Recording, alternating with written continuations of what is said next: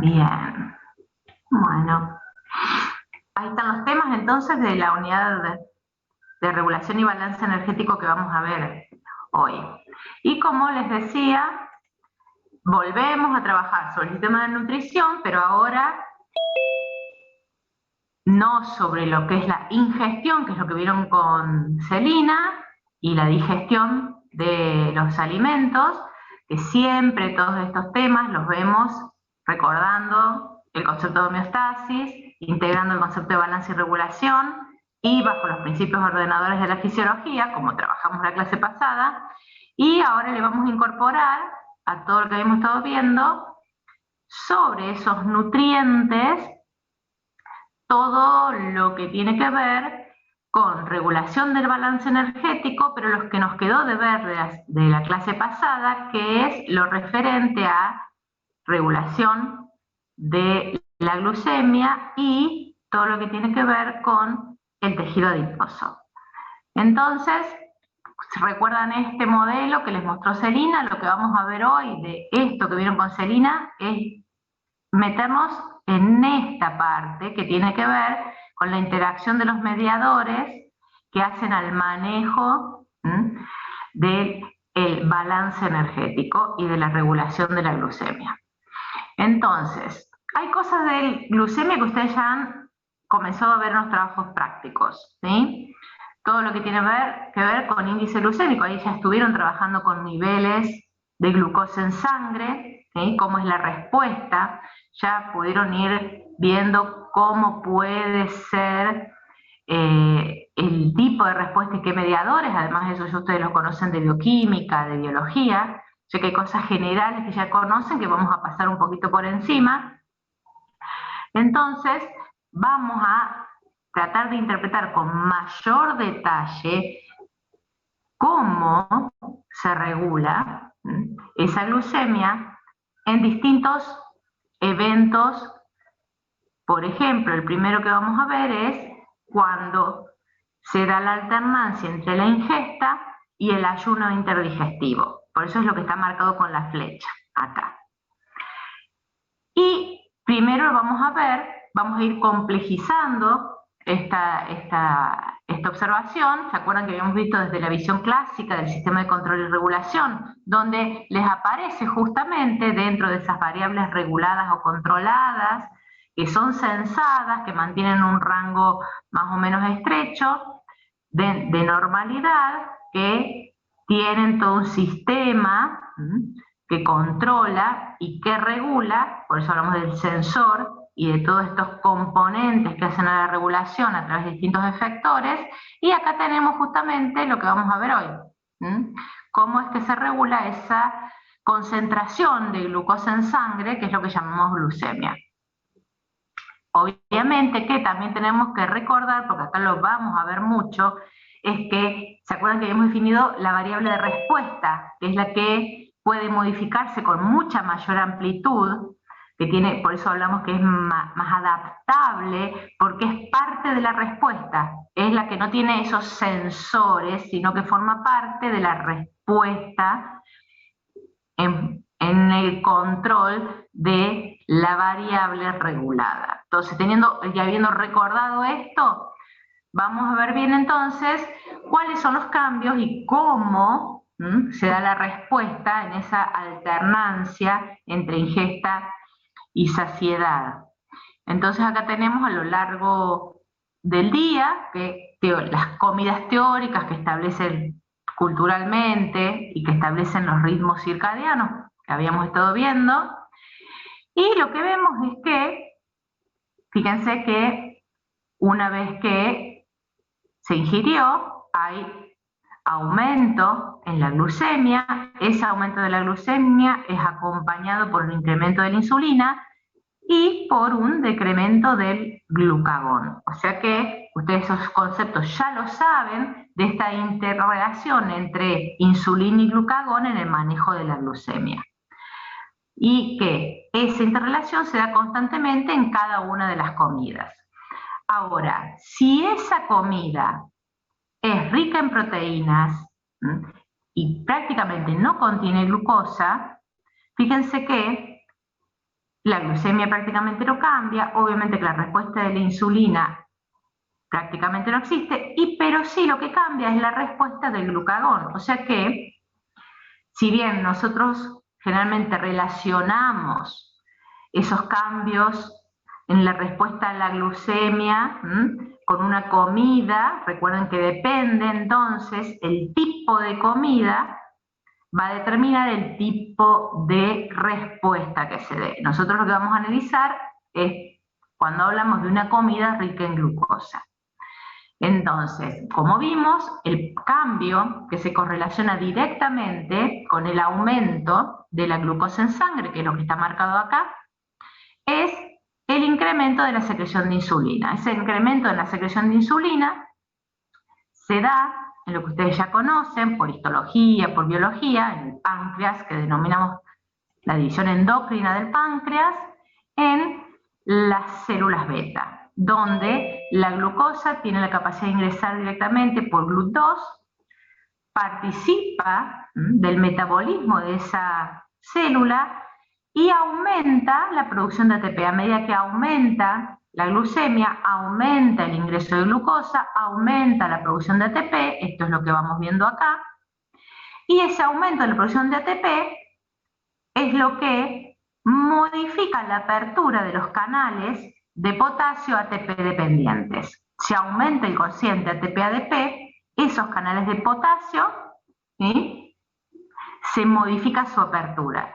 Esa modificación, y eso va cambiando con el cambio del aporte de glucosa a esa célula que funciona, entre comillas, como el sensor de la glucemia.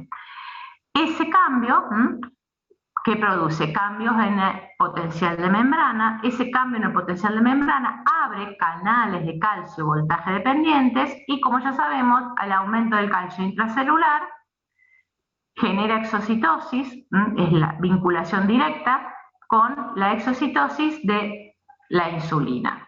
Ahora, cuando vemos más de cerca, estos canales, ¿sí?, de potasio son de tipo que se llaman, como dijimos, ATP dependientes, y son los que ustedes conocen de allá, de los primeros trabajos prácticos, como KIR6. Y cuando hablamos de los canales de calcio, recuerden que hay distintos subtipos de canales de calcio, son los canales de calcio tipo L, porque dependiendo del subtipo de canal de calcio es el potencial de membrana el que se abren, tienen distintas sensibilidades, son todos voltaje dependientes, pero se abren a distintas potenciales de membrana. En este caso, entonces, esa exocitosis es lo que vemos que genera este aumento en la insulina plasmática en respuesta a este aumento de la glucemia después de una comida rica en glucosa. Ahora, esto es para que ustedes tengan en cuenta que cuando observen este gráfico, que es muy común verlo, fíjense que muestran que aumenta la insulina después de la glucosa y se habla de una primera fase y de una segunda fase. La primera fase dice que se libera la insulina almacenada en los gránulos, esta por exocitosis, y que en esa segunda fase rápida es la insulina que se produce, ven, a través de esta activación que el mismo aumento de calcio activa, ¿sí?, la transcripción de los genes vinculados a la síntesis de insulina. Ahora, fisiológicamente esto no se da. Fisiológicamente se observa esto, lo que tenemos acá, que aumenta y disminuye, no hay una segunda fase. Esto, como bien, si ustedes leen detenidamente, dice que suceda cuando hay una infusión de glucosa. Sería como cuando se diera un bolo de glucosa y que se mantiene, o sea, intravenoso, no es lo fisiológico. Esto se da por experimentos in vitro, con animales in vivo, y no representa lo que sucede realmente fisiológicamente. Esto se lo quería aclarar porque a veces se muestra como que es algún hecho fisiológico y no es un hecho fisiológico. Bien, bueno, y acá justamente les aclaraba que a su vez, como eso se hace generalmente in vitro, como en sistemas aislados, lo que se pierde y que no se analiza es que hay un montón de otros componentes funcionales fisiológicos que regulan a su vez esa liberación de insulina, que son los que vamos a ver. Esa célula beta entonces recibe estímulos. Como vimos, el principal estímulo es el aumento de la glucemia. Es el principal estímulo de esa célula beta. Pero también recibe estímulos que se dan en eso que vimos como fase cefálica. ¿Se acuerdan con Celina y en la fase? Todo lo que es la activación del sistema parasimpático, que tiene que ver con la ingesta de alimentos, y a su vez en esa fase gástrica y en la fase intestinal, la liberación de mediadores que impactan en la célula beta como la colecistoquinina. O sea que ya tenemos que esa célula beta está estimulada por el aumento de glucemia. También es estimulada como una prealimentación, o sea que ya estaba previamente estimulada por esa fase cefálica, es estimulada también durante esa fase gástrica, y a su vez también es estimulada si la comida, además de ser rica en glucosa, es rica en aminoácidos y ácidos grasos, porque esos ácidos grasos libres que aumentan después de la comida también estimulan la célula beta. Entonces acá tenemos la glucosa, tenemos este estímulo parasimpático a través de receptores M3, que también estimulan el aumento de calcio y así la secreción, que tenemos acá un factor inhibidor, porque si hay un estímulo simpático, se inhibe esto.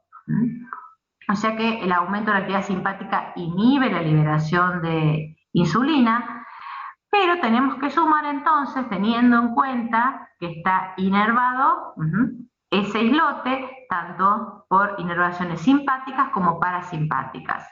Y nos falta ver este factor que aparece acá, que también ha sido nombrado en otros teóricos, que es el GLP-1. El GLP-1 es parte de un conjunto de mediadores químicos que se llaman incretinas. ¿Qué son las incretinas? Las incretinas son estos mediadores que son derivados del intestino, o sea, liberados en el intestino, y que este conjunto de mediadores se llaman incretinas porque aumentan, incrementan la secreción de insulina. Pero cuando la insulina es estimulada por glucosa, no se necesita, se suma a ese estímulo, que es el principal, que es la glucosa. Las dos principales incretinas, porque hay varias, son el GLP-1, que es el que se mostraba en el modelo anterior, que es el péptido similar al glucagón tipo 1, que es, fíjense, liberado de ilión y colon, y el polipéptido inhibidor gástrico, que fíjense que el nombre en inglés es un polipéptido que es insulinotrópico. Cuando aparece la palabra trópico, ¿qué quiere decir? Que mantiene y estimula la liberación de insulina glucosa dependiente. Y es liberado principalmente desde el duodeno. Cuando vemos las acciones de estos dos mediadores, además de regular la liberación de insulina, los dos que hacen, el efecto trópico es sobre la célula beta, mantiene la funcionalidad de la célula beta, eso quiere decir tropismo, mantiene la estructura y funcionalidad y aumenta la liberación de insulina en presencia de glucosa. Ahora, también tiene impacto sobre otro componente de ese islote, que es la liberación de glucagón en esas células alfa. También tienen impacto a nivel de los centros nerviosos que regulan la ingesta, sobre el tejido adiposo y sobre todo el tracto gástrico. O sea que son mediadores que, si bien ahora nos centramos en los efectos en el islote, también tienen efectos, y todos estos efectos hacen al balance energético. Entonces, volviendo al islote, sumamos el estímulo de las incretinas, porque ya el significado de decir incretina ya nos está diciendo que estimulan a esa célula beta para la liberación de insulina. Pero nos falta lo que ustedes conocen, por eso aparece acá, para que ustedes recuerden esa estructura histológica del islote, lo que llamamos regulación parácrina. Esa regulación parácrina de la célula beta, de la liberación de insulina, está dada principalmente por las células delta, que liberan somatostatina, que es inhibitoria tiene acción inhibitoria sobre la liberación de insulina, y las células alfa, las mismas que liberan glucagón, coliberan otro mediador químico que es acetilcolina y que estimula la liberación de insulina. Entonces, tenemos dos cuestiones importantes. Células beta íntimamente, fíjense, están tan cerca de las células delta que hasta tienen uniones gap, o sea que tienen una rápida comunicación. Las células delta, o sea, la somatostatina, constantemente siempre están inhibiendo la liberación. Y también que tenemos que la inhibición es a través de esas uniones gap, también a través de la liberación de somatostatina. Y dijimos que el glucagón en esa acción parácrina, que es lo que mostramos acá, fíjense que esto sería yuxtacrino más que parácrino. Y acá es parácrina a través del mismo glucagón que libera y que estimula el aumento del calcio, como la coliberación de acetilcolina, que a través de receptores M3 incrementa los niveles de calcio. O sea que el glucagón aumenta la liberación de insulina en esa cuestión parácrina. Cuando lo vemos en cuantificación, en cuánto impacta esta regulación parácrina, fíjense que a medida que aumentan los niveles de glucosa, tenemos lo estimulado solo por la célula beta y el resto de los estímulos que vimos, y acá se le suma lo potenciado por esa célula alfa, esa estimulación que sea por el mismo glucagón y la coliberación de acetilcolina. Y acá tenemos cómo, dependiendo del estímulo de esa célula delta, puede modificarse, pero nunca, fíjense, disminuye o cae por debajo de la potenciación, por eso acá aparece la potenciación de la liberación de insulina entre la célula alfa y la beta. Y nos falta otro tipo de regulación que se da en el mismo islote, que es la regulación por amilina y la autorregulación o regulación autócrina purinérgica. En realidad las dos son autócrinas. ¿Por qué? Porque por un lado, esa misma célula beta libera a través de canales específicos ATP, y ese ATP es un mediador químico, ya vimos que se actúa a través de receptores purinérgicos, que ¿qué hacen? Disminuye la liberación de insulina. Y a su vez, esa insulina se colibera, ¿sí?, con otro mediador que se llama amilina, que establece un efecto en la secreción de insulina que, dependiendo de los niveles de glucemia, puede disminuir o puede no afectarlo. Pero a su vez esa amilina que se libera también tiene efectos periféricos que van a impactar en el balance energético, ya que tiene efecto, por ejemplo, directamente en la regulación de la ingesta. O sea que, fíjense que se va abriendo cada vez más el abanico de mediadores. Y todos estos mediadores que vimos solamente son los que están modificando y regulando la liberación de insulina.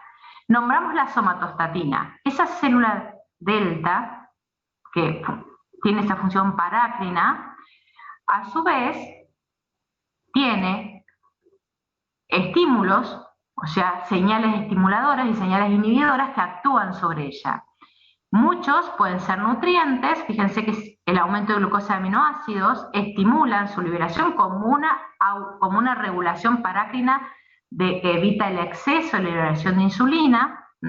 A su vez, fíjense que la presencia de adrenalina, la acción de acetilcolina, pero a través de otros receptores que son los M4, actúan inhibitoriamente. O sea que todo el sistema está finamente regulado. Y aparece ahí el otro factor regulador, parácrino, que tiene muchas menor cantidad de células del islote, que son las que liberan el polipéptido pancreático, que esa liberación es estimulada por la presencia de acetilcolina, por colecistoquinina, que vimos que son también estimuladores de la liberación de insulina, y a su vez, cuando se elevan los niveles de glucosa, ¿sí?, inhibe la liberación del polipéptido pancreático, y la somatostatina, como dijimos, la célula delta es inhibitoria hacia todo el resto de las células del islote. Ahora, ese polipéptido pancreático tiene un efecto indirecto en este balance energético, porque enlentece la absorción de los alimentos e induce una respuesta anorexigénica, o sea, disminuye la ingesta. Así que esta regulación que se da tanto a nivel de regulando la misma liberación de insulina como efecto local parácrino, y a su vez en su liberación endocrina tiene efectos periféricos. Volviendo entonces a la célula beta, tenemos algunas otras señales periféricas que impactan en la liberación de insulina. Por ejemplo, ¿cuál marcamos? Acá fíjense que en este modelo pueden identificar el GLP-1, pueden identificar la misma glucosa, pero acá les aparece el receptor de leptina. La leptina, ¿se acuerdan que cuando vimos regulación de la ingesta vimos que, y de la saciedad, la leptina es un mediador liberado por el tejido digestivo, que sería como la señalización endocrina de la cantidad de energía acumulada en ese tejido digestivo, adiposo. O sea que a mayor cantidad de células adiposas, mayor proporción de leptina circulante, a menor proporción, mayor cantidad de leptina circulante. Sería como el registro de las reservas energéticas del organismo. Esa leptina tiene impacto y termina estimulando la liberación de insulina. La mayor leptina, ¿sí?, está dando la señalización de que hay suficientes reservas. Y acá tenemos entonces la señal. Fíjense que la mayoría de las señales estimulan esa célula beta, salvo las células parácrinas, que tienen que ver con la somatostatina, y la autorregulación purinérgica, principalmente de la misma generación de ATP en esa célula. Y la principal regulación inhibitoria, ¿cuál es? El producto de la acción de esa célula beta, porque una vez que se secreta la insulina, el aumento de la misma glucosa en sangre es la principal señal de inhibición de esa célula beta, porque todos esos procesos dados por el aumento de la glucosa se van perdiendo.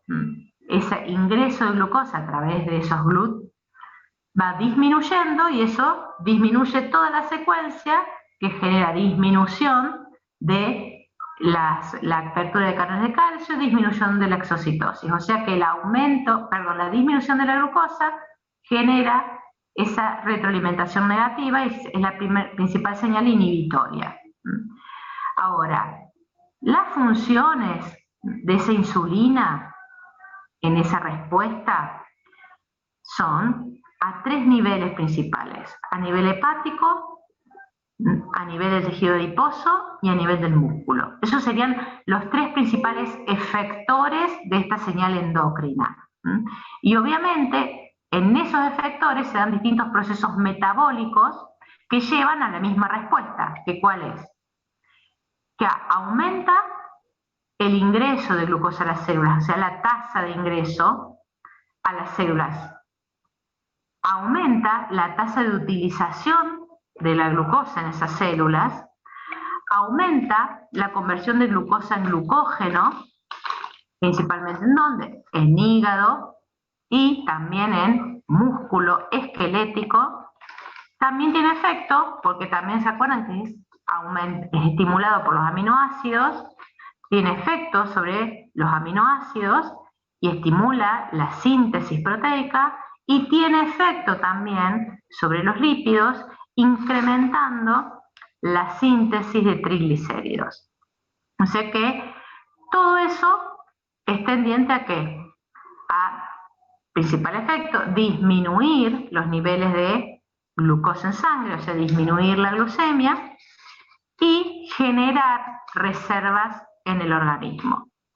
Todos esos efectos se dan a través del tipo de receptor, que es tipo tirosinquinasa, y dependiendo la célula blanco, fíjense que acá hablamos de como 3 principales células blanco, que dijimos músculo esquelético, tejido adiposo e hígado. Dependiendo de esa célula blanco va a ser la maquinaria enzimática que active o desactive, o los factores de transcripción que active o desactive. Entonces, sí, lo que nos tiene que dar bien claro es que la insulina es ese principal mediador regulador en el estado absortivo. O sea, a medida que va aumentando la glucemia, va aumentando los niveles de insulina. Y esa glucosa que ha sido absorbida, que ingresa por esa sangre portal, como esto que vieron con Celina, en el teórico de Celina, esa glucosa que ingresa al hígado representa más o menos entre el 30 y el 40% lo que maneja el hígado. Y esa glucosa, ¿cómo ingresa al hepatocito? Fíjense que si acá vemos el hepatocito, vemos el receptor de insulina, pero vemos que ese receptor de insulina lo que está activando son vías metabólicas. Porque ese hepatocito, la glucosa ingresa por esos GLUT2 y es el aumento del metabolismo, de las vías metabólicas, que hace que esa glucosa se fosforile y no salga de la célula, es lo que cambia. O sea que hay aumento de ingreso por aumento del gradiente. Y lo que cambia es el metabolismo del hepatocito, favoreciendo que la glucogenogénesis y el exceso de glucosa, si esa glucemia es muy aumentada, el exceso de glucosa que va quedando de esas vías de formación de glucógeno pasan a formar ácidos grasos. Por lo tanto, esas serían las 2 acciones metabólicas principales a nivel hepático en esta etapa de la insulina.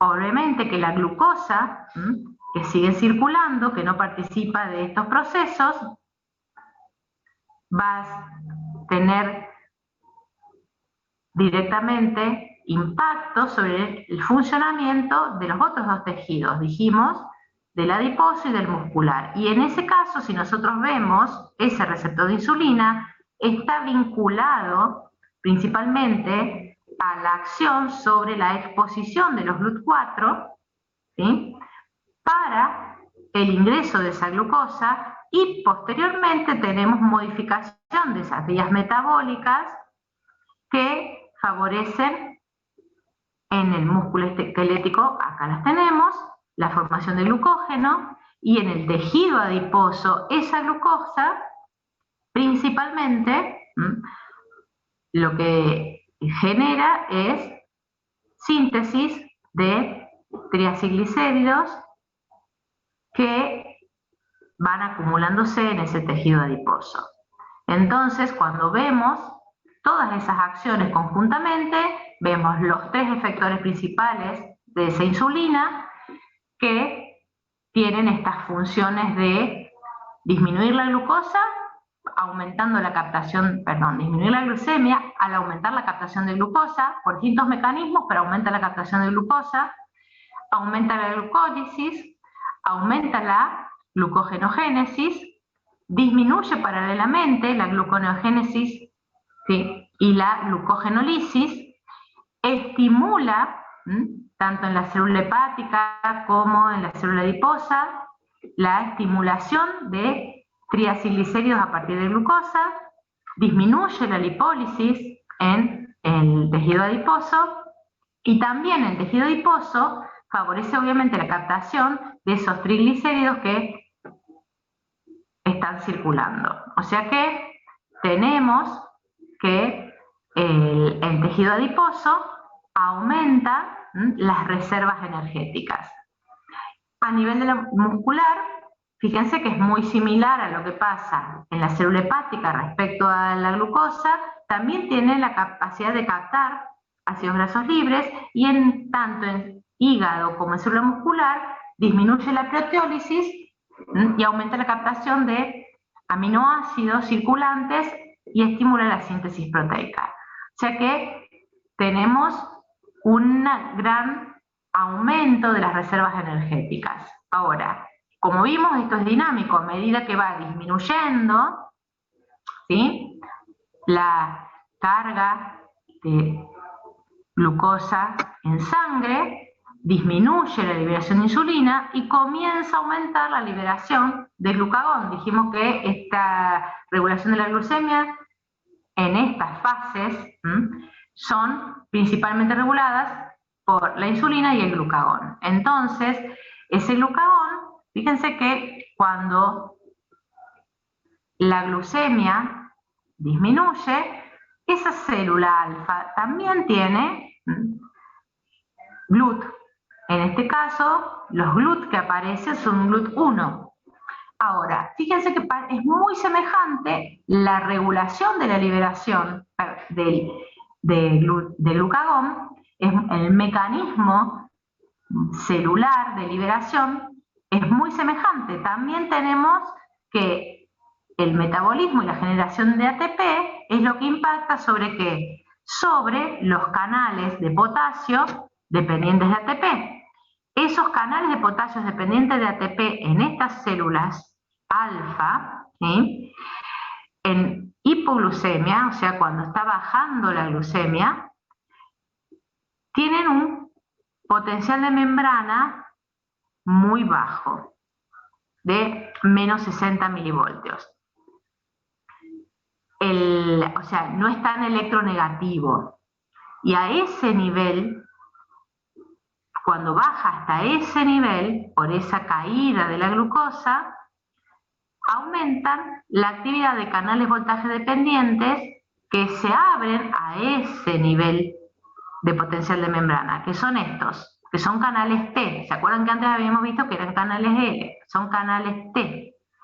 La apertura de esos canales, que obviamente tienen un voltaje de apertura distinto, abren canales de calcio, ingresa el calcio. Al ingresar el calcio se genera una mayor y más rápida despolarización. Esa mayor despolarización abre canales de sodio, voltaje dependiente, que terminan de despolarizar la membrana, que abre otros canales de calcio, que son los tipo L, y recién en ese momento aumenta el calcio y se libera el glucagón. O sea que el mecanismo es muy parecido, pero intervienen canales que se abren a distintos valores de potencial de membrana. Pero el mensajero finalmente intracelular es el aumento del calcio que genera la liberación de glucagón. La diferencia es el efecto del ATP sobre ese canal de potasio ATP dependiente, que son de distintos subtipos.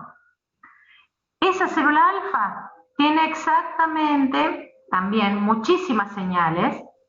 Ahora tenemos las mismas señales que tienen que ver con la ingesta de alimentos, porque el estímulo parasimpático también tiene efecto, ahora en este caso, inhibitorio a través de receptores M2.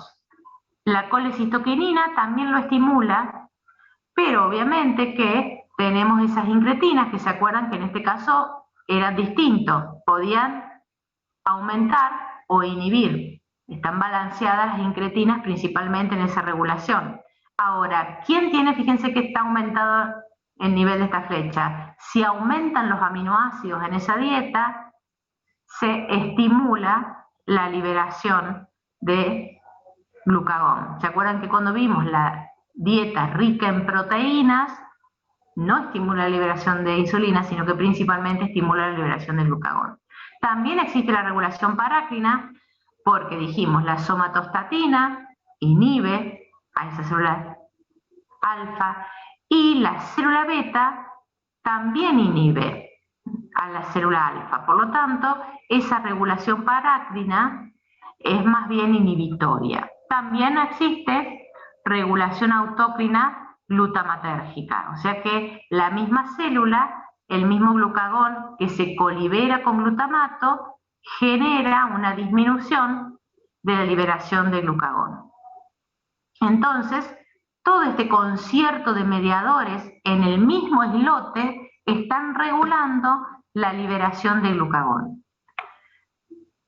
esa liberación de glucagón, entonces ha sido muy estudiada. ¿Por qué? Porque en realidad, ¿a qué conclusión llegaron? Que esta acción dentro del islote es lo que, más que el cambio en los niveles de glucosa, es lo que genera las respuestas efectoras. Por eso se habla que más que el nivel de glucemia, la acción efectora está dada por el cociente entre la cantidad de insulina y la cantidad de glucagón a nivel circulante. Por eso esto, este gráfico que tenemos acá, justamente es lo que nos está explicando esa gran regulación parácrina que existe dentro del islote, y que parte de esa regulación parácrina dentro del islote, además de los que ya vimos, tiene que ver con la liberación de serotonina, porque cuando está estimulada la célula beta, además de la insulina, lo que potencia la acción de la insulina inhibiendo la liberación de glucagón, es la serotonina. Pero recuerden que durante esos momentos el glucagón, y aunque sea menor el porcentaje de glucagón, el glucagón que está circulando estimula la liberación de insulina.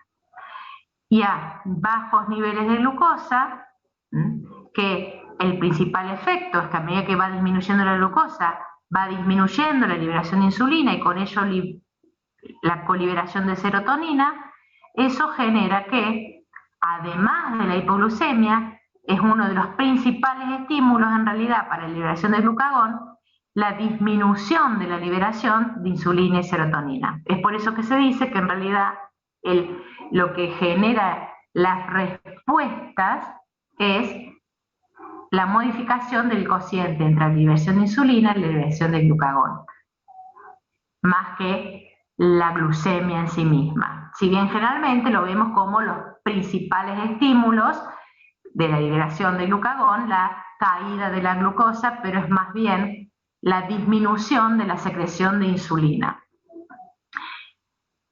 Ahora, como efecto entonces, obviamente que cuando aumenta la glucosa, se inhibe como retroalimentación negativa de esta regulación. Ahora, ese glucagón, entonces, que genera sus respuestas a través de un receptor, que es el típico receptor acoplado a proteína G, principalmente aumentando los niveles de AMP cíclico, que genera modificaciones en las enzimas, la fosforilación de enzimas que tienen que ver con vías metabólicas. Y acá nuevamente tenemos efectores distintos, pero dos efectores principales, que son los que modifican la glucemia y también modifican la respuesta a los lípidos. Los dos principales efectores de ese glucagón como hiperglucemiante son el tejido adiposo y el hepatocito. Dentro del hepatocito, ¿qué tenemos? Acciones opuestas a la que vimos en la insulina, ¿sí? Que va a activar enzimas que generan la ruptura del glucógeno que ha sido acumulada en la etapa previa posingesta por acción de la insulina, y así por esa glucogenólisis aumenta la glucemia. También estimula enzimas que participan de la gluconeogénesis.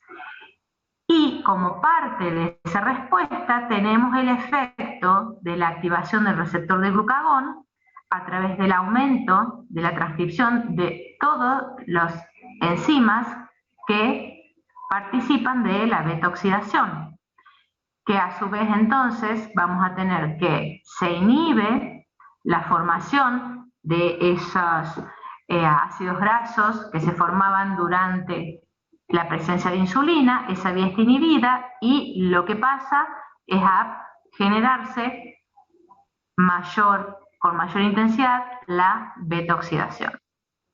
Y a partir de ello también vamos a tener disminución en la utilización de glucosa y también vamos a tener que vamos a tener también favorecido la gluconeogénesis. Entonces, fíjense que cuando vemos ya las acciones a nivel celular, tenemos principalmente dos efectores. Ya la célula muscular no es un efector del glucagón, tenemos a la célula hepática y a la célula adiposa. Principalmente en la célula hepática es donde se dan las modificaciones metabólicas que hacen a la glucosa, y en la adiposa lo que se modifica principalmente es la lipólisis. Aumenta la lipólisis y entonces aumenta el aporte a la circulación de glicerol y ácidos grasos libres.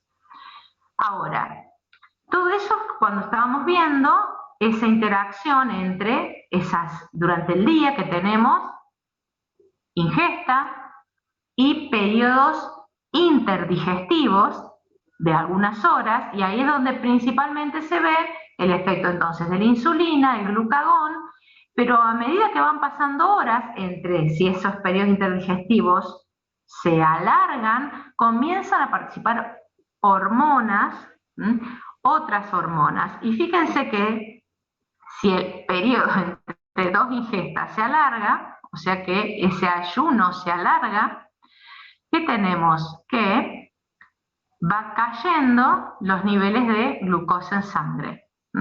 Obviamente que si eso se mantiene a lo largo de días, que es lo que ya llamamos inanición, pasamos de un ayuno a una inanición, fíjense que acá hablamos de 40 días, esta caída primigenia en los niveles de glucemia no es que se prolongan a lo largo de los días, sino que se mantiene en un nivel a pesar de que no ingresa alimento. Esa es la inanición, no ingresa alimento.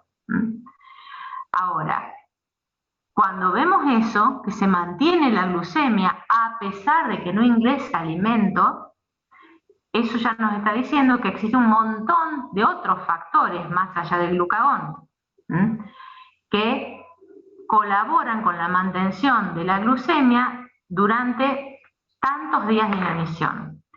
Cuando nosotros vemos esos procesos, tenemos entonces, acá sería esta flecha roja que nos está marcando, que hubo una ingesta, obviamente aporte exógeno de glucosa, que a lo largo de las horas, fíjense, va disminuyendo. O sea, se va utilizando esa glucosa de aporte exógeno.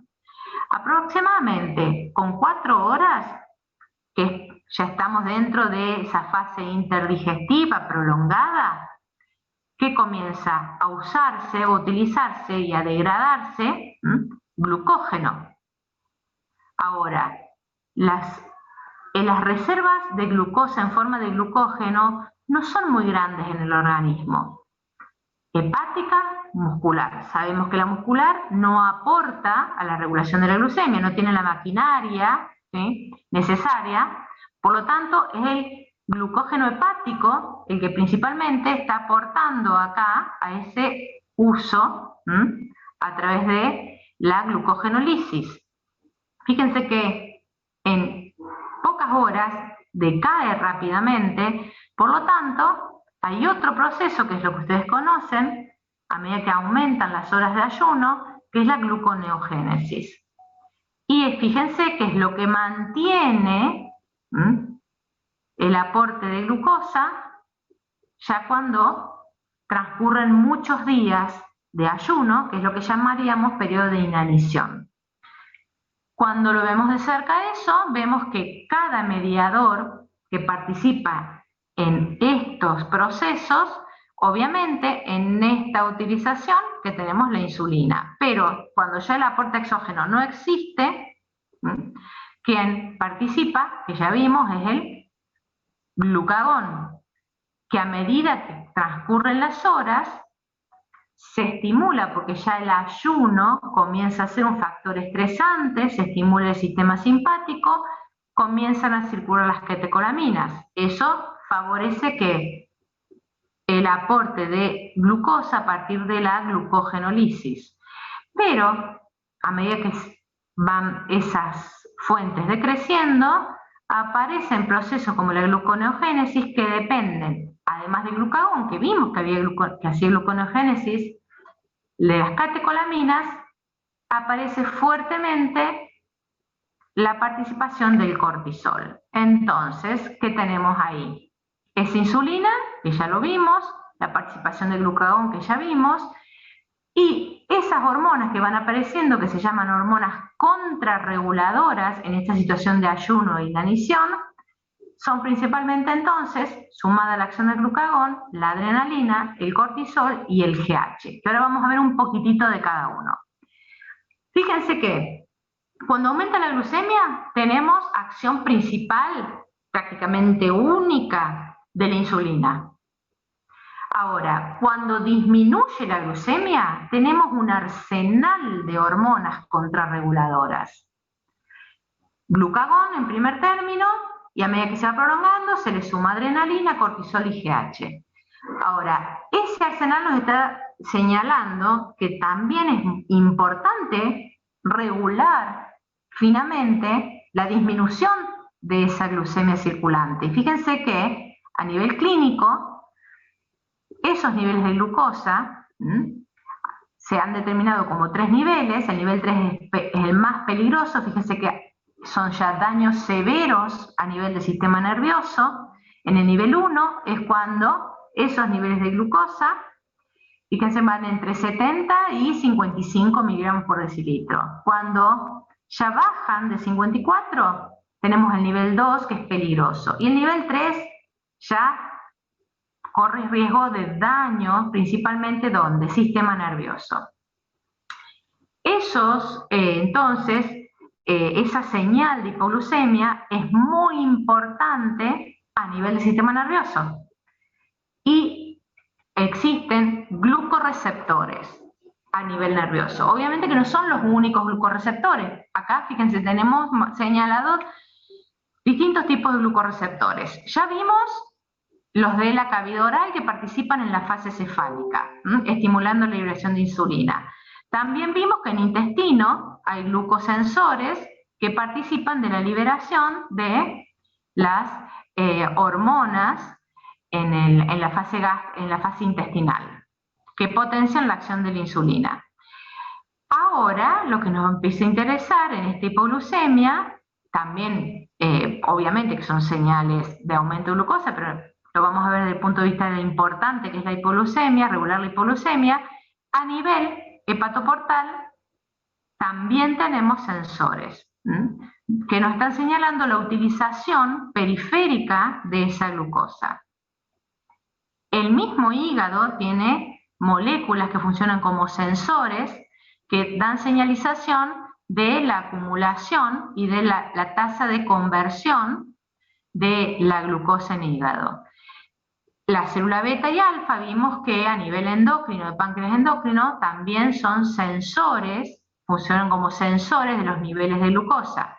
Y a nivel del sistema nervioso central hay un conjunto que obviamente, si hablamos de regulación, no hay dudas de nombrar conjunto de neuronas a nivel hipotalámico. No es en el único lugar, pero es el centro de regulación de las funciones vitales del hipotálamo. Fíjense que a nivel hipotalámico el principal conjunto es núcleos del hipotálamo ventromedial y núcleo arcuato. No sé si les suena de regulación de la ingesta.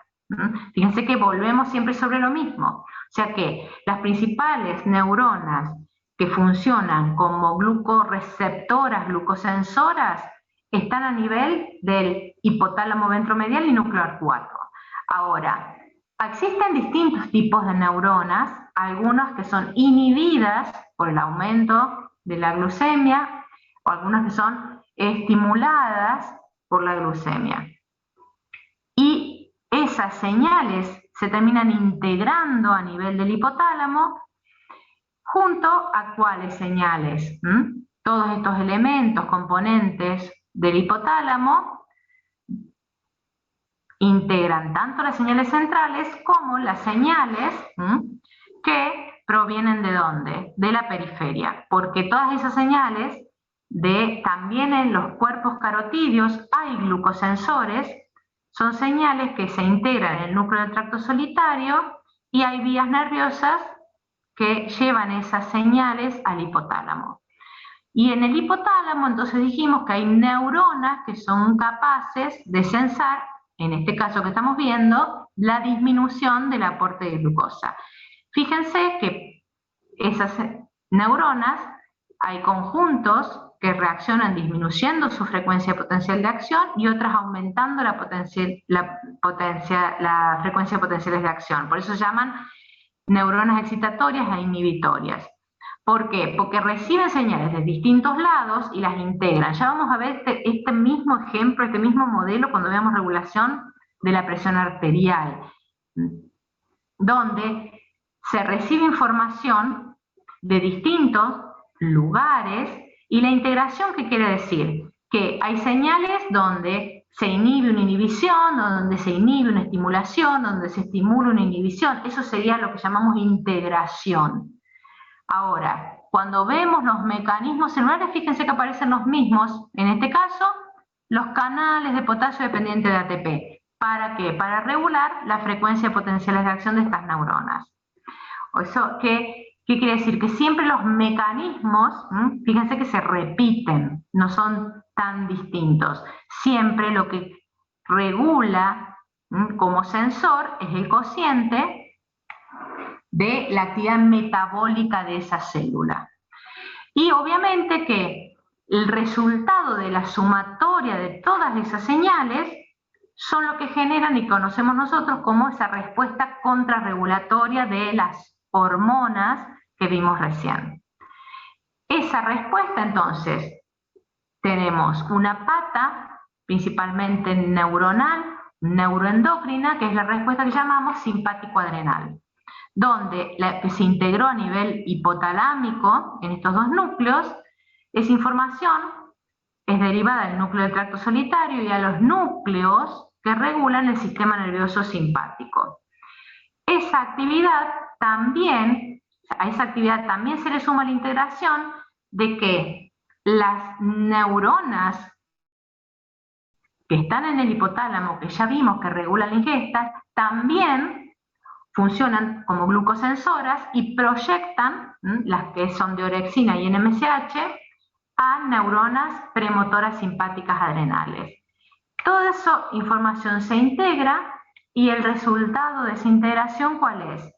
Que se estimula la vía simpática y se estimula a través de la vía simpática la liberación de adrenalina en las suprarrenales, y esa inervación simpática del páncreas que vimos, que se acuerdan que la inervación simpática inhibe la liberación de insulina y estimula la liberación de glucagón. Y ahí tenemos un efecto potenciador. O sea que este estrés, porque la hipoglucemia es una señal endógena de estrés, estimula entonces la respuesta simpático-adrenal, y a nivel páncreas, ¿qué hace? Aumentan los niveles de glucagón, aumentan los niveles de adrenalina circulante, y eso impacta, por ejemplo, a nivel hepático, en la liberación de glucosa. También tenemos una acción de esa adrenalina sobre el tejido adiposo, donde estimula la lipólisis, aportando glicerol y ácidos grasos libres a circulación. Así que esa sería la respuesta que potencia el glucagón ante esta glucemia que es mantenida en el tiempo.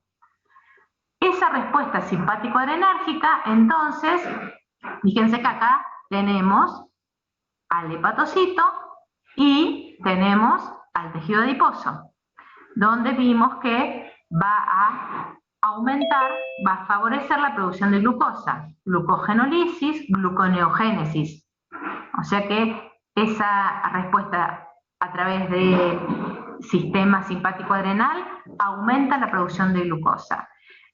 Pero también dijimos que otro mecanismo es disminuir la utilización periférica de glucosa, o sea que se puede generar aumento de la glucemia, disminuyendo el ingreso a las células, por eso decimos utilización periférica, inhibiendo la glucólisis e inhibiendo la glucogenogénesis. sea que se puede aumentar la producción y disminuir la utilización de glucosa, como dos grandes patas para mantener la glucemia ante el estado de ayuno. Y acá lo que vemos es el ejemplo que esta adrenalina tiene efecto a nivel muscular. Que se acuerdan que el glucagón no tenía efecto a nivel muscular, pero la suma de la acción de la adrenalina genera otra acción más, que es que a nivel muscular se disminuye la utilización de glucosa. Y a su vez entonces podemos observar que la presencia de adrenalina sinergiza la acción del glucagón. O sea que, cuando lo vemos a nivel hepático, acá que tenemos, también a nivel de la tejido adiposo, vemos que la presencia de glucagón y adrenalina potencian la acción a nivel hepático para el aporte de glucosa al torrente sanguíneo. Y en el caso del tejido adiposo pasa exactamente lo mismo. La presencia de adrenalina o noradrenalina, porque también hay vías nerviosas que se estimulan, tenemos que aumentan la lipólisis del tejido adiposo. Por lo tanto, ahí tenemos un ejemplo de las acciones de estas hormonas. También, al aumentar el tiempo, esta señal de hipoglucemia activa otros núcleos hipotalámicos que regulan liberación de hormonas del eje hipotálamo hipofisario. ¿Cuáles hormonas? La liberación sería la activación del eje que regula la liberación de cortisol, porque tenemos que el núcleo paraventricular hipotalámico es estimulado por esta activación de los glucosensores, estimula la liberación de CRH, que estimula la liberación de ACTH y aumenta los niveles de cortisol circulante.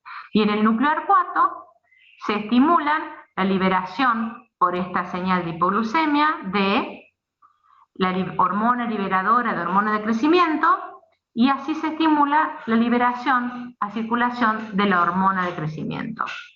Acá también tenemos otro efecto, porque el sistema parasimpático, ¿sí?, tiene efecto también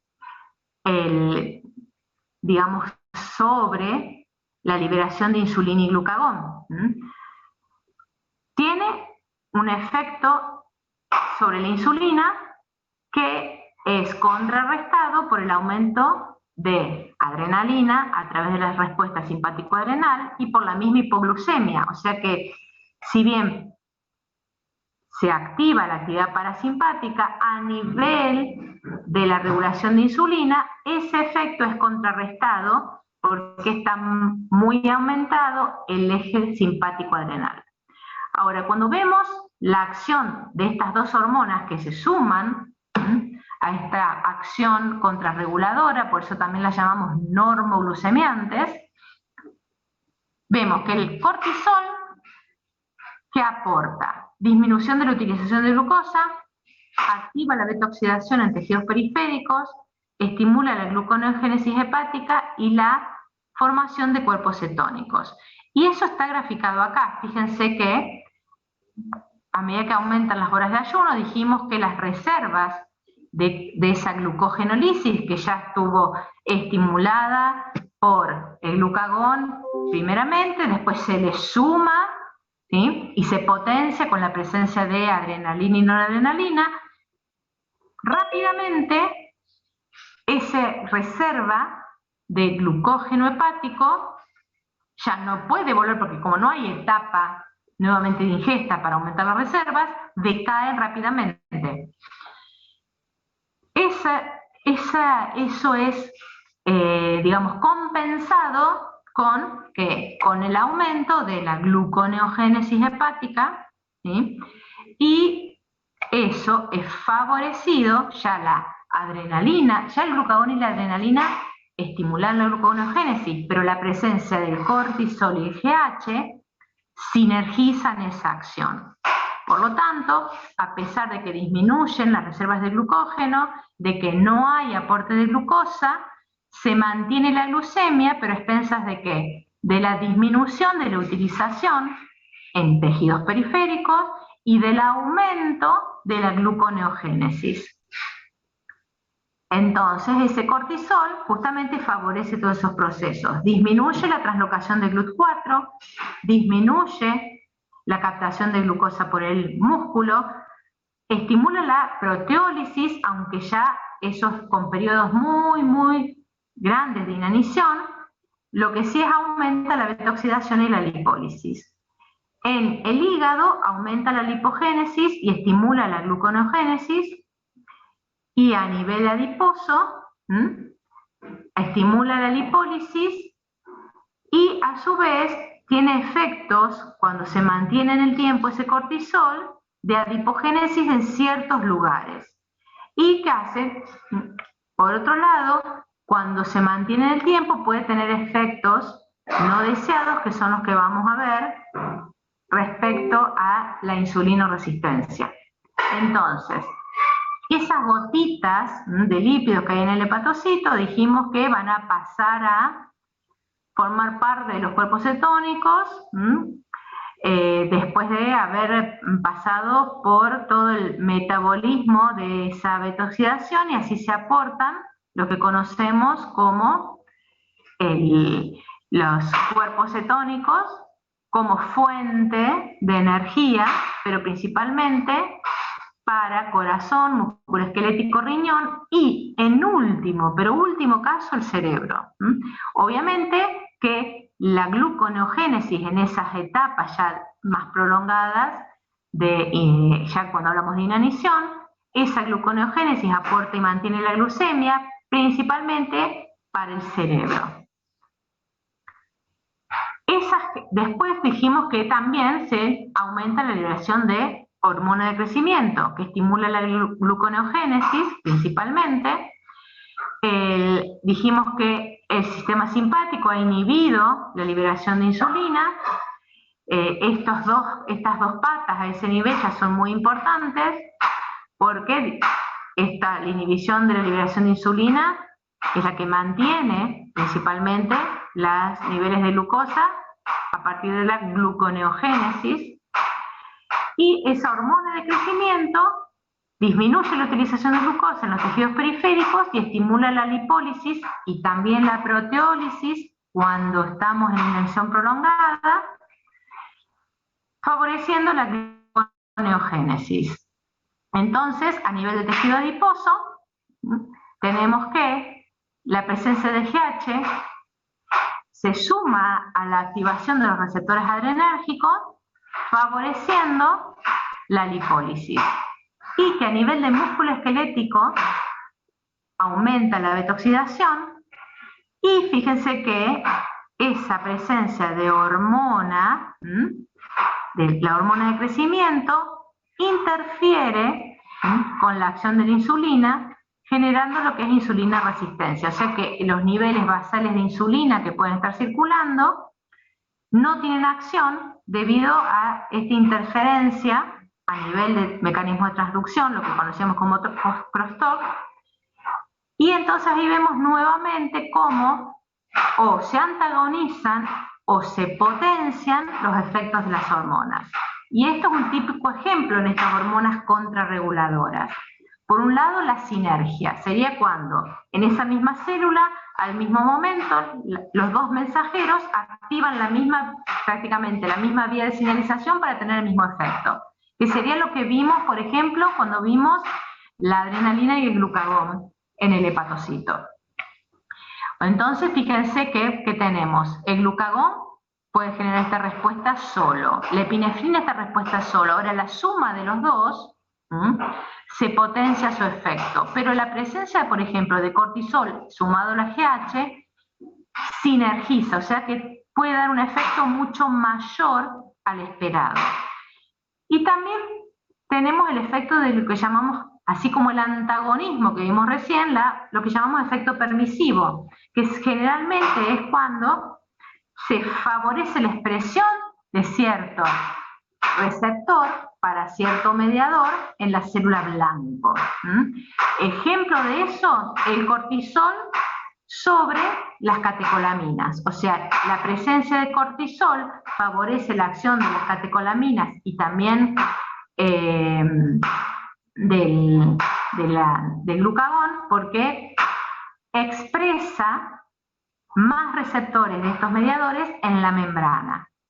La GH también modula los receptores de, por ejemplo, cortisol y en forma sinérgica, digamos, potenciada, y vimos que a nivel de antagonismo disminuye la actividad de los receptores de insulina. O sea que fíjense que además de la presencia de esos mediadores, tenemos efectos sumatorios, sinérgicos y efectos a nivel de los mecanismos de acciones celulares en la exposición, mayor exposición, o sea, upregulation de receptores o downregulation de receptores, o a veces inhibición de la actividad de esos receptores. O sea, el receptor está, pero el efecto biológico es menor por la presencia de la hormona que tiene efecto antagónico.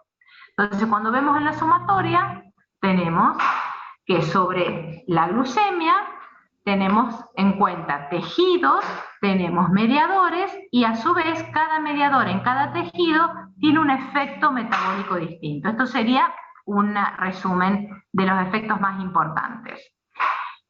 Ahora, lo que observamos entonces en el largo periodo de inanición, acá tenemos días, fíjense que a medida que aumentan los días donde no hay ingesta, dijimos, la glucemia se mantiene, obviamente en niveles menores, pero se mantiene en niveles donde no afecta al sistema nervioso. La producción de ácidos grasos se mantiene más elevada, de ácidos grasos libres, perdón, la circulación. Lo que sí aumenta en forma exponencial, que son los productos, que es eso que llamamos cuerpos cetónicos. Y lo que vemos también es un cambio en que en la eliminación de nitrógeno vía urinaria. ¿Y eso qué nos está diciendo? Nos está diciendo que también están modificándose todo lo que hace al metabolismo proteico, porque se acuerdan que entonces tenemos la gluconeogénesis a partir de estos cuerpos cetónicos, pero también si hay proteólisis se está generando más desechos nitrogenados. Por lo tanto, a través de los niveles de esos desechos nitrogenados se puede estimar las pérdidas proteicas en ese periodo de ayuno. Cuanto más ayuno y más intenso sea ese ayuno, más pérdidas proteicas. Acá entonces comienza a jugar un rol importante otro órgano que hasta ahora no participó como efector, que son los riñones. Por un lado, tenemos, obviamente acá que decimos, es el que escriturea, a través de secreción urinaria podemos estimar la pérdida proteica, pero a su vez, ¿qué tenemos acá? Que ese riñón participa, acá vemos, de la generación de glucosa que se aporta para mantener la glucemia, que es lo que llamamos gluconeogénesis a nivel renal. Esa gluconeogénesis a nivel renal no se da en todo el riñón, ¿sí? Fíjense que tenemos en la parte cortical, es donde se ubican las células que participan de esa gluconeogénesis. En la médula, principalmente, aumenta el gasto de glucosa por esa gran actividad que ya conocemos y estudiamos en la médula. A nivel cortical, entonces, es donde la glutamina, ¿sí?, se utiliza para generar a través de las vías gluconeogénicas, y que solamente esas vías, las enzimas de esas vías están en esas células de la corteza renal, y entonces va a generar glucosa, genera a su vez también un desecho que es amonio, y que se excreta como amoníaco. O sea que también tenemos desechos nitrogenados generados a través de la gluconeogénesis renal.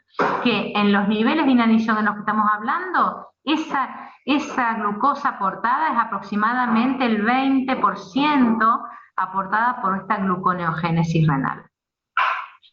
Obviamente que dijimos que generalmente nos tenemos que acordar que en todas estas respuestas regulatorias hay respuestas conductuales también. Y en este caso, esos mecanismos conductuales de respuesta ante la hipoglucemia están mediados por la activación de núcleos cerebrales. ¿Dónde están ubicados? Hipotálamos.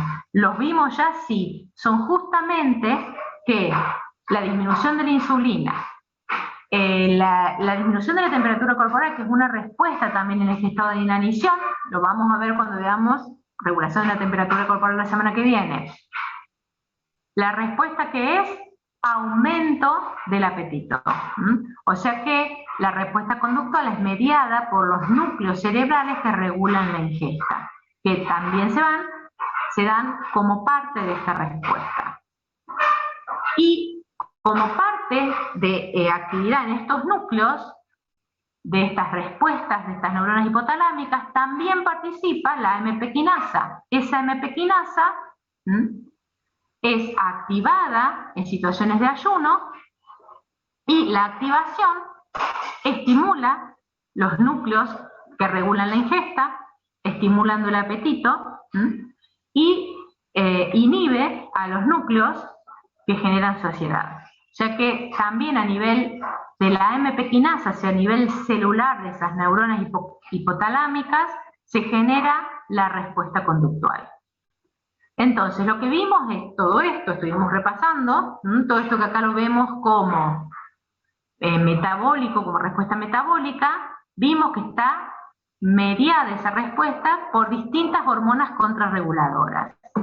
El resultado de eso, fíjense que es la disponibilidad como fuente energética de los distintos órganos del cuerpo, y que la principal parte de la glucosa es destinada a ser utilizada a nivel del sistema nervioso central. Y eso tiene que ver con lo que ya conocemos y que vimos en el teórico pasado de el desarrollo de ese encéfalo a lo largo de la evolución, que obviamente dijimos que el consumo de carne participó en el aumento, se correlaciona con el aumento de la capacidad craneal, pero la mantención de la funcionalidad depende del aporte de glucosa, porque vimos también que en el gasto metabólico basal, el cerebro es muy poquito el peso, pero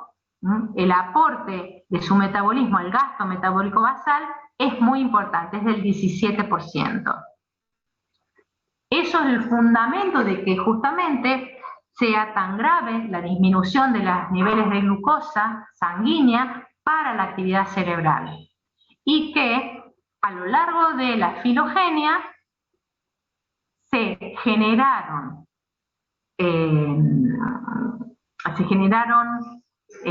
o se favorecieron genes que, es lo que explicamos en la clase pasada, consolidan el genotipo errador. ¿Por qué? Porque por un lado tenía una dieta pobre en hidrato de carbono, rica en proteínas. Por lo tanto, el hidrato de carbono que ingresaba, ¿sí?, mantiene la glucemia. Y tenían grandes periodos de inanición. Por lo tanto, ese genotipo errador justamente es lo que hace mantener a lo largo de la evolución un montón, que son acá, están mencionados acá, que son los que serían los genes que participan generando o enzimas o receptores que participan de estas respuestas ante la hipoglucemia. Y es lo que conocemos entonces como respuestas insulino resistentes, pero no desde el punto de vista patológico, sino como un estado a lo largo de la filogenia que hace que se mantengan los niveles de glucosa que favorecen la actividad del cerebro ante estas constantes periodos de inanición y prolongados periodos de inanición a los que era sometido el hombre hasta periodos en que comenzó a sembrar cereales y a que ese aporte de hidratos de carbono pudiera ser más constante. Entonces, ahí tenemos que aparece lo que se da como explicar la teoría del genotipo ahorrador, que es distinta de la teoría del fenotipo ahorrador, porque esto se refiere a la ontogenia. El genotipo ahorrador se refiere como una explicación filogenética del hombre durante su evolución. La teoría que ustedes van a encontrar como teoría del fenotipo ahorrador se refiere al desarrollo ontogenético, o sea que es lo que explica que aquellas personas que durante el desarrollo fetal o la etapa neonatal no tuvieron una nutrición poco favorable, o sea, de baja calidad, principalmente hipoglucémica, generan un programa, una respuesta que produce menor cantidad de insulina, o sea, un fenotipo insulino resistente. Ahora, eso también puede ser generado por la exposición a lo que llamamos obesógenos, que serían los disruptores endocrinos, que están presentes en el ambiente y que pueden promover tres cosas a nivel hormonal. Pueden bloquear la acción hormonal, como está acá, pueden generar metabolitos que hacen que se disminuya la respuesta hormonal o, por lo contrario, pueden sinergizar y dar respuestas hormonales excesivas. Dependiendo del disruptor endocrino, fíjense que hay muchos están relacionados con el uso de plástico, el bisfenol A, que serían que a través de procesos epigenéticos modifican, ¿sí?, la expresión de algunos genes y que tienen distintas formas de acción, pero muchos se han establecido que modifican justamente el metabolismo y tienen impacto importante, sumado a este fenotipo ahorrador, sobre el desarrollo de hiperplasia e hipertrofia a nivel de tejido adiposo, que genera cambios metabólicos importantes. Ahora, todo esto se da si este fenotipo ahorrador o esta exposición a obesógenos están sumados a ¿qué? A una dieta muy rica en lípidos, muy rica en hidratos de carbono refinados y sumado a poca actividad física. O sea que la suma de todo esto que vimos, genotipo ahorrador, fenotipo ahorrador, exposición a obesógenos, dieta de baja calidad y poca actividad física, favorecen la suma de todo esto favorecen, ¿qué cosa? La acumulación de grasas y a su vez cambios metabólicos importantes relacionados a ellos. Y esto es lo que vemos justamente como expresión de la obesidad. Entre paréntesis, si han visto que tanto en el teórico pasado como en el de hoy, hemos estado viendo, como parte de un poquito de cultura, como decíamos, todos cuadros o esculturas de Botero. Uno de los temas sistemáticos del arte de Botero se le dicen los gordos de Botero. La mayoría son justamente pinturas que expresan esta obesidad. Entonces, ese tejido adiposo lo hemos estado siempre analizando durante la clase como fuente de energía, reserva y fuente cuando se necesita movilizar, cuando el balance energético es negativo, y nos estamos refiriendo principalmente a este tipo de tejido adiposo, que es el que llamamos tejido adiposo blanco, ¿sí?, contrario a lo que es el otro extremo, que es el tejido adiposo marrón, que es el que participa en la termorregulación y que vamos a ver en la clase que viene. Pero lo que sí tienen que saber, no sé si lo vieron en histología y en embriología, que todo lo que es el tejido adiposo proviene de la misma línea que genera adipoblastos y que genera la línea que genera fibras musculares. Y dependiendo el medio ambiente en el que se desarrolle, fíjense que puede dar tejido adiposo blanco, tejido adiposo marrón, pero a su vez, y esto es lo más importante y lo que se está estudiando ahora, es que dependiendo del medio ambiente en el que se desarrolle, lo que iba a dar fibra muscular puede dar tejido adiposo. O sea que el tejido adiposo es interconvertible dependiendo el medio ambiente en el que se esté desarrollando. Ahora, si hablamos específicamente de ese adipocito, nosotros vamos a referir metabólicamente a al tejido adiposo blanco. Entre medio hay un tejido adiposo que se conoce como beige, porque no tiene reservas metabólicas y también tiene capacidad termogénica, y en el otro extremo el tejido adiposo marrón.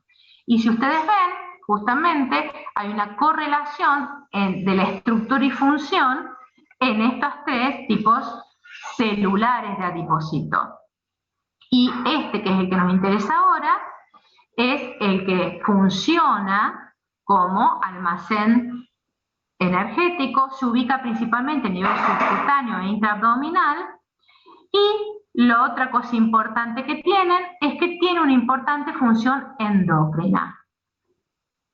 ¿Cómo funciona endocrina? Participa en la conversión de andrógenos a estrógenos, porque tiene una aromatasa que participa de esa conversión, tiene capacidad de producir angiotensina 2, y lo que más produce es lo que conocemos como adipoquinas, que son distintos tipos de citoquinas, muchas, como ven acá, no vamos a ver a todas, pero ese conjunto de citoquinas que produce el adipocito como célula endocrina, en conjunto se llama adipoquina.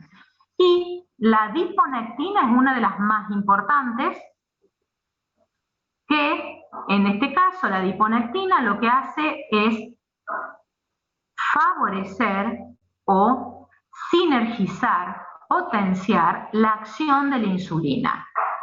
Por el otro lado, la otra hormona muy importante es la leptina, que ya la nombramos anteriormente. La leptina, que es producida entonces por el tejido adiposo y que participa en la regulación de la ingesta y es un importante mediador del balance energético.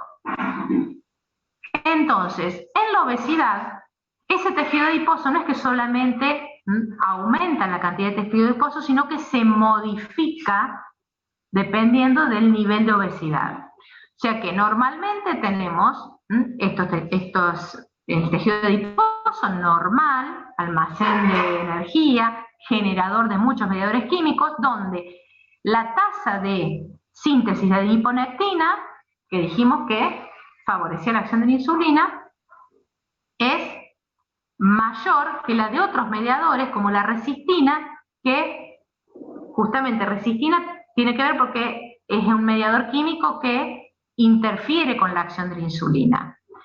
A medida que aumenta la cantidad de adipocitos, la cantidad de grasa que acumulan, o sea, esa hipertrofia, va cambiando el perfil de secreción de esos mediadores químicos, disminuye la adiponectina y aumenta la resistina. O sea que la respuesta de esos mediadores se invierte a medida que aumenta la hipertrofia de ese tejido adiposo. Pero además comienza a infiltrarse cada vez de más macrófagos ese tejido adiposo. Entonces, hay muy poquitos macrófagos en la persona normal, y a medida que aumenta, ¿qué va a pasar? En esa obesidad crónica se infiltran cada vez más macrófagos. Pero además también cambia el perfil de esos macrófagos. Hay un perfil M2 y termina siendo un perfil M1. O sea que lo que se modifica además es, además de la acción sobre la homeostasis energética, es el perfil inflamatorio. Ese tejido adiposo se vuelve proinflamatorio. Y además, ese tejido adiposo, esa adiponectina que mantenía que digamos, la actividad lipogénica y lipolítica, principalmente reservada al tejido adiposo. A medida que aumenta el tejido adiposo, también pierde actividad metabólica como reservorio energético, disminuye la adiponectina, y esto está generando acumulación de lípidos en otros, pues se llama acumulación ectópica de lípidos, principalmente a nivel hepático. Se aparece el hígado graso. Y a su vez se suma todo ello que a medida que aumenta el tejido adiposo, aumenta la secreción de angiotensina 2. Esto sería un ejemplo de fundamento fisiológico de muchas patologías que se ven asociadas a la obesidad. Una de ellas es lo que conocemos como síndrome metabólico.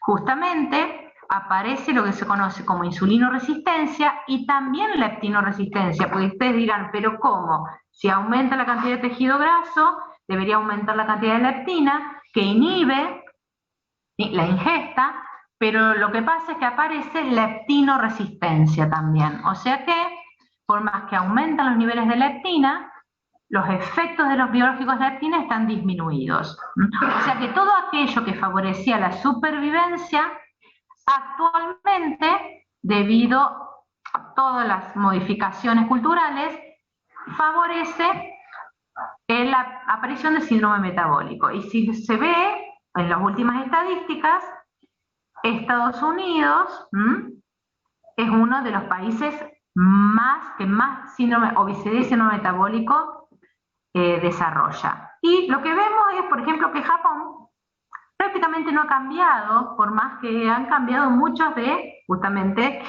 aportes extras de carbohidratos, de comidas rápidas, el sedentarismo, el exceso de grasas saturadas, que son todos estos cambios socioculturales que favorecen la aparición del síndrome metabólico.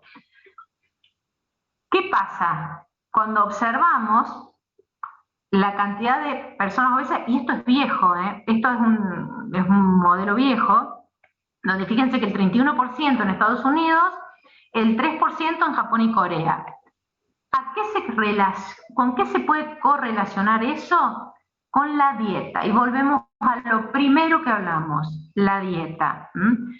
La dieta, si bien es rica en hidratos de carbono que provienen del arroz, porque todas las comidas se acompañan con arroz, son acompañadas también de distintos tipos de algas.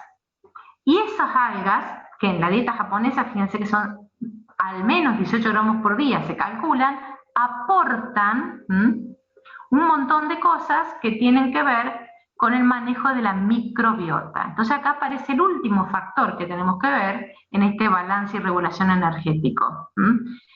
Esa microbiota japonesa es la que aporta enzimas que permiten, ¿qué cosa?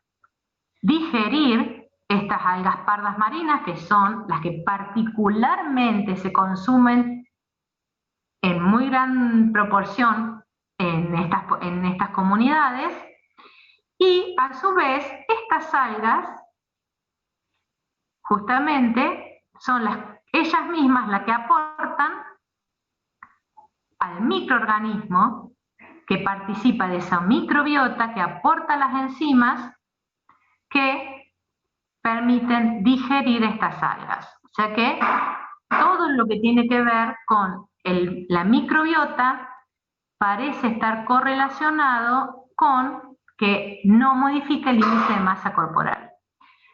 Entonces, a partir de eso, obviamente, ¿cuál puede ser el impacto de la microbiota en el metabolismo y en la obesidad? ¿Qué se hizo para verificar? Lo primero que se hace: tratamiento crónico con antibióticos. ¿Qué observaron en los animales de experimentación? Que el tratamiento crónico con antibióticos, que eliminó toda la microbiota, generó aumento del depósito graso.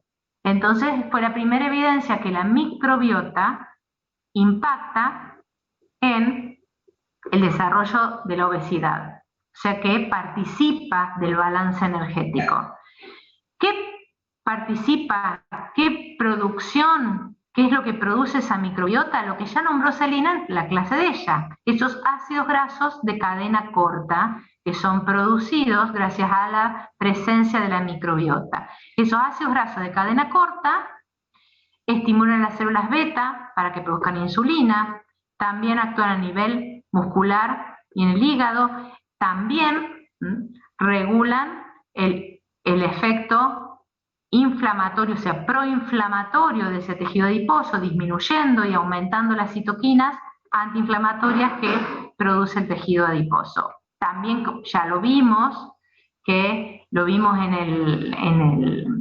cuando veíamos la parte de microbiota, que mantiene, cuando veíamos defensa, que mantiene la indemnidad del tubo digestivo y estimula en las células L el aumento de GLP-1, es incretina que estimula la célula beta. O sea que la presencia de esos ácidos grasos de cadena corta impactan en todos los niveles.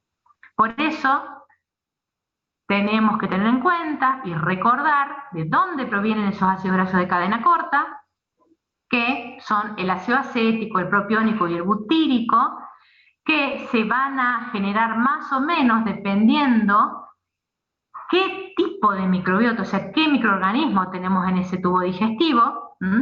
Si tenemos mayor proporción de el grupo que se conoce como Firmicutes, son los que más favorecen la generación de los ácidos grasos de cadena corta. Pero además de tener la presencia del microorganismo, tenemos que favorecer una dieta, por eso hablábamos de los probióticos, es la dieta que le da la fibra a partir de la cual se forman esos ácidos grasos de cadena corta.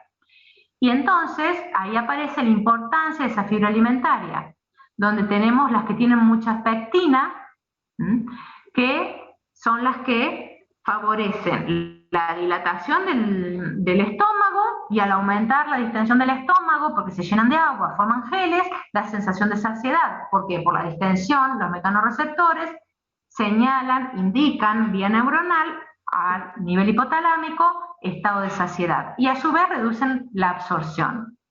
Los fermentables, la fibra que se llama fermentable, es la que forma estos ácidos grasos de cadena corta. Y por otro lado tenemos la fibra que no es fermentable, o sea que no se digiere, que son aquellos alimentos que tienen mucha celulosa, no se digieren para nada, entonces son los que aceleran el tránsito intestinal. O sea que fíjense la importancia de la fibra alimentaria en todo su transcurrir por el tubo digestivo a distintos niveles, genera distintas respuestas. Entonces, para ir terminando, que nos queden claro entonces que esa microbiota también impacta, y la pérdida de diversidad y de cantidad de esa microbiota impacta en la regulación y la homeostasis energética. Y favorece la acumulación de grasa y el perfil inflamatorio. Así que cuando hablemos de regulación y balance energético, fíjense que tenemos que tener en cuenta las respuestas conductuales, las respuestas autonómicas, las respuestas neuroendocrinas, el estado, o sea, lo que ingresa, y la forma en que gastamos la energía, obviamente siempre teniendo en cuenta los ritmos biológicos y lo que agregamos ahora en las últimas, la diversidad de la microbiota. O sea que tenemos muchas patas que hacen a la regulación y el balance energético. Bien, creo que con esto hemos terminado. Bien.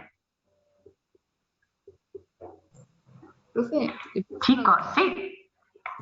Veo que estos días, bueno, en esos últimos teóricos nombra mucho la diversidad de las dietas en distintas poblaciones del mundo. ¿Eso también puede ser que afecte según cómo está adaptada una persona a un ambiente y también la globalización? Por ejemplo, de las poblaciones de gente negra que tienen más prevalencia de enfermedades cardiovasculares y obesidad, ¿está relacionado justamente a esto? Sí, sí, justamente ustedes cuando hablaban de población de gente negra, pero es el afroamericano cuando hablan de población de gente negra. Claro, ahí, pero eso no sería parte ¿Se de una... entiende? Se fundamenta en lo mismo. La respuesta que se encuentra está relacionada a la evolución. A evoluciones de mucho tiempo, como el genotipo Rador, o evoluciones o selecciones más cercanas. Bueno, se los adelanto porque esto es respecto a regulación de la presión arterial, pero justamente no todas las poblaciones negras tienen tendencia a la hipertensión arterial. Es la población afroamericana. ¿Con qué se correlaciona? Por ejemplo, como presión de selección sobre los genes que favorecen la retención de sales, a que solamente sobrevivieron a la deshidratación profunda que tenían en los barcos esclavistas aquellos que expresaban dominantemente todas las proteínas que favorecen la retención de sal. ¿Se entiende el fundamento? Vendría a ser como que ahora en un entorno que estaría facilitándole el consumo de sal. De sal son la mayoría hipertensos, exactamente. Claro. ¿Sí? Entonces, sí, no, estoy pensando en eso de la dieta de Japón. Si una persona, por ejemplo, que tiene una dieta de acá, del Neuquén, empieza a tener una dieta basada en esto de Japón, ¿sería la misma adaptación o la microbiota tendería a estar adaptada distinta? Bien, otra buena pregunta. La microbiota, se ha estudiado que las distintas poblaciones tienen distintas microbiotas, como el ejemplo que les di recién. El microorganismo que facilita la digestión del alga parda, que es la que aporta muchísimos ácidos grasos de cadena corta, es uno en particular, que está asociado y viene, el bicho está cuando cosechan el alga parda y se lo comen. O sea que está directamente la microbiota asociada a la dieta. Posiblemente si estudiamos la microbiota de las poblaciones patagónicas es distinta a las poblaciones de Corea y de Japón. Claro, tiene sentido. Ahora, ¿por qué hacemos hincapié en esto? Vieron que uno de los lemitas que le ponemos ahí, no lemitas, es una frase que dice que la fisiología de hoy es la medicina del mañana. No es porque sí, ni porque para que le den bola a la fisiología, es porque actualmente, porque a la microbiota, y vamos a terminar de verlo cuando veamos bien el eje y el impacto de la microbiota en el sistema nervioso central, es tan importante que hasta se diseñan los fármacos especiales, que no son fármacos, en realidad son cantidades específicas de ciertos microorganismos para determinadas patologías. Es más, ustedes, las más comunes, que son las que se llaman total flora, o ahora la vemos en las propagandas, la enterogermina, que se le dan a los nenes, generalmente que es posterior a un intenso tratamiento con antibióticos, se les restituye la flora. Entonces, actualmente se está estudiando muchísimo la flora y los distintos microorganismos y cómo cada uno de esos microorganismos impacta sobre distintos metabolismos para que posteriormente, dependiendo de lo que está haciendo falta en cada persona, se le da una composición de microorganismos específicos para esa persona. Profe, y hola, con respecto a esta a estas pastillas, o esta medicación que se le da a los niños ante casos de gastroenteritis para recomponer la microbiota, igual no desfavorece en cierta parte porque puede llegar a ser una microbiota distinta a la que uno puede llegar a tener. Tenés dos cosas ahí importantes. Tampoco se puede dar en exceso, por eso en realidad lo que se hace es un estudio previo, o sea, no puede ir uno y comprarlo y tomarlo porque sí, porque el exceso también trae consecuencias, como en todo. Y generalmente las que se dan, lo que se aporta ahora, son las que ya están establecidas como que favorecen y que mueren rápidamente ante un tratamiento de antibiótico, por ejemplo, si es para restitución después de tratamientos de antibiótico, o las que ante una diarrea que en realidad es generada porque se ha roto parte de la barrera de defensa del tubo digestivo, y entonces se le dan esos microorganismos que restituyen la barrera. Realmente, por eso, dependiendo el origen, es el microorganismo que se le tiene que dar. ¿Sí? Por eso hay cada vez más especializaciones respecto a eso. Claro, sí, tiene sentido, pero pasa que uno mira la tele y es un horror la cantidad de medicamentos que hay, de la vitamina C, de la microflora, para los hongos, de que no sé qué, es impresionante. Porque en realidad, generalmente, empiezan los estudios básicos, rápidamente muchas empresas farmacéuticas empiezan a diseñar un montón de cosas que generalmente las pasan no como medicamentos, sino que si ustedes lo ven, muchos de estos están pasados, no pasan a través del ANMAT, digamos como medicamentos, sino como complementos dietarios. Por lo tanto, no tienen el control farmacológico adecuado. Claro, sí. Profe, ¿y le puedo hacer una pregunta de la hoja de ruta? O sea, ya está todo hecho, pero es una duda existencial sobre la entrega. ¿La entrega la hace un solo participante del grupo o todos? No, una sola, no hay problema.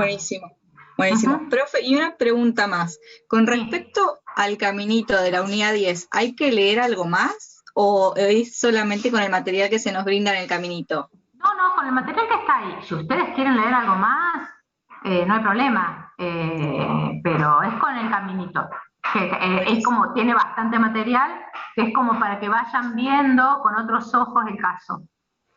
Bien, gracias, profe. Bueno, chicos. Profe, perdón. Sí. Le hago una pregunta.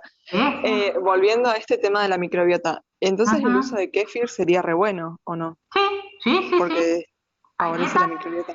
Muchos, todos los alimentos fermentados favorecen justamente el desarrollo de la microbiota. El chucrut, bien hecho, fermentado, el kéfir, un montón de alimentos favorecen. Bien. Gracias, profe.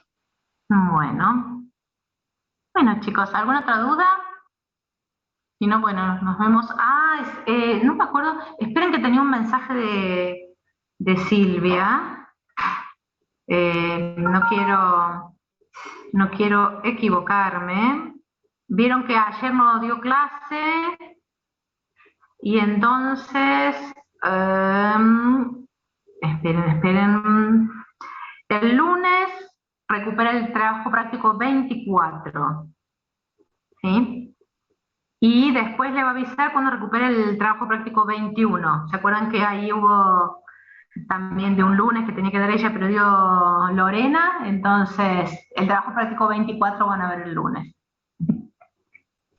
Y también estaba para el lunes el trabajo práctico 19, de ácido base.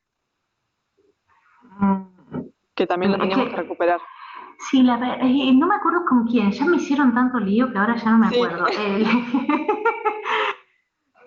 El 19 lo vimos igual, fue el primer trabajo que vimos de Renal Profe. Creo que no hay que recuperarlo. Claro, me parece que ya lo vieron, por eso. No, el 19 no, era el 19, claro, el lunes 19. Pero bueno, es el 21, había otro. Es ese, por eso, es ese que dice Silvia, que lo tiene que dar ella también, que entonces da el 24 y después ahí arregla cuándo da el 21, que es ese que le falta. Bien, listo. Bueno. Así que sí.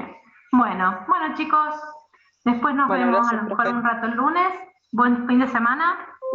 Cuídense. Gracias, profe. Igualmente, nos vemos. Profe. Gracias. Chao. Gracias. Chao.